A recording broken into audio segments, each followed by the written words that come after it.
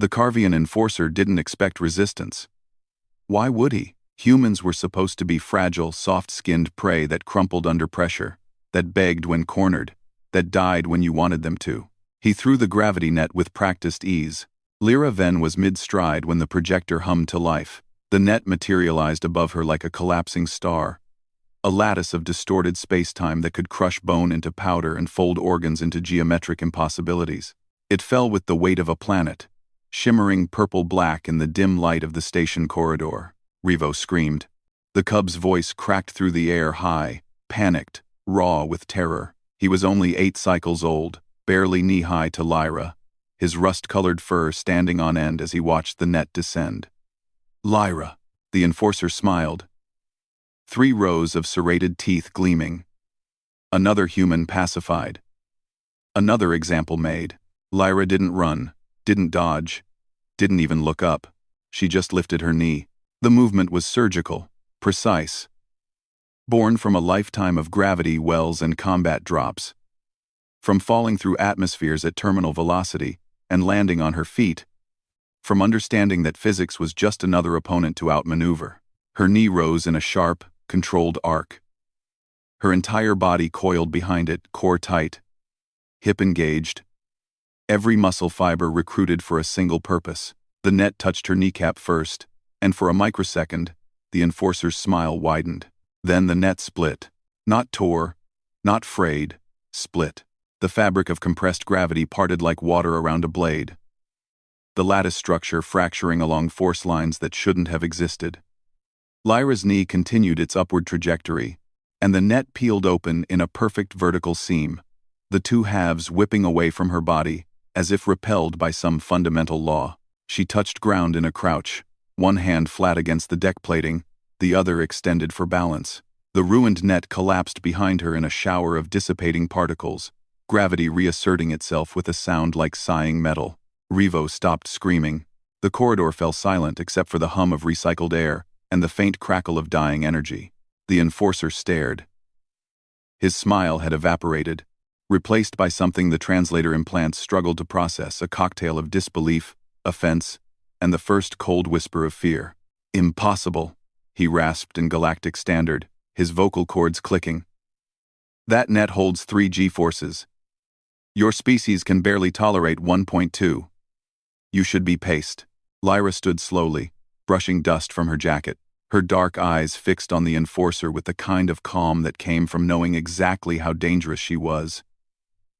You're thinking about tolerance wrong, she said quietly. You measure what we can survive. We measure what we can do. Revo moved then. The cub scurried to Lyra's side, his small claws clicking against the deck. He looked up at her with eyes the size of saucers, amber and wide, and filled with something between worship and wonder. His panic had evaporated the moment she'd moved, replaced by that unique brand of awe, reserved for the young watching their heroes do the impossible. How? Revo whispered. How did you? Momentum transfer, Lyra murmured, not taking her eyes off the enforcer. The net works by concentrating gravitational force across a surface area. You concentrate your own force into a smaller point, a knee, an elbow, a fist, and you can puncture the field before it fully anchors. It's not about strength, it's about precision.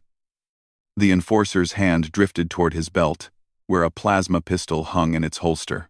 I wouldn't, Lyra said. He froze.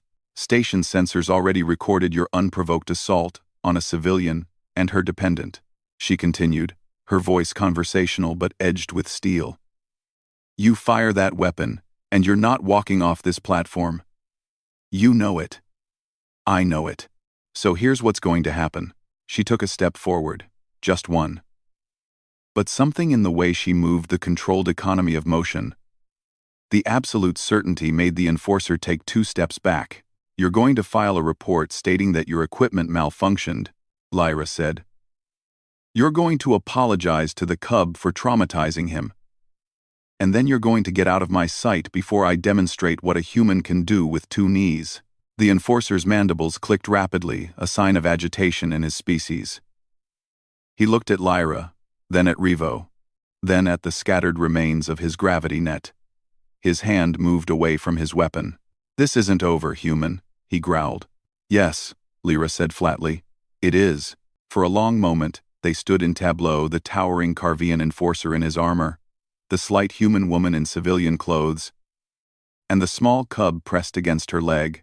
The enforcer's training screamed at him to assert dominance, to restore order, to put this creature back in her place on the galactic hierarchy. But his survival instincts whispered something else entirely. He left, boots heavy against the deck plating, spine rigid with suppressed rage, but leaving nonetheless. Revo didn't move until the enforcer disappeared around the corner. Then, his whole body seemed to deflate, the adrenaline draining out in a rush. He pressed his face against Lyra's hip, small shoulders shaking. "I thought you were going to die," he whispered. "I thought—" "Hey!" Lyra knelt, bringing herself eye level with the cub. Her hand, rough from years of labor and combat, settled gently on his head. "I'm still here." "See? But he threw a gravity net," Revo said, his voice small. "Those kill people. They kill everyone."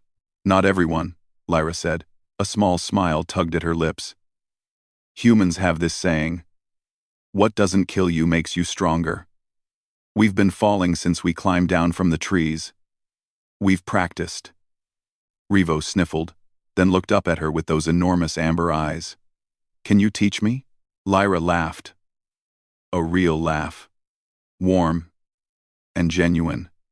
"You weigh 20 pounds soaking wet, kiddo. The physics don't scale. But," she tapped his forehead gently, "I can teach you to think like someone who isn't afraid of falling. That's the real trick." They stood together in the corridor, human and cub, surrounded by the fading evidence of what should have been a death sentence. Somewhere in the station's security office, an alert was being filed and quietly suppressed. Somewhere in the enforcer barracks, a Carvian was explaining to his superiors how his equipment had mysteriously malfunctioned.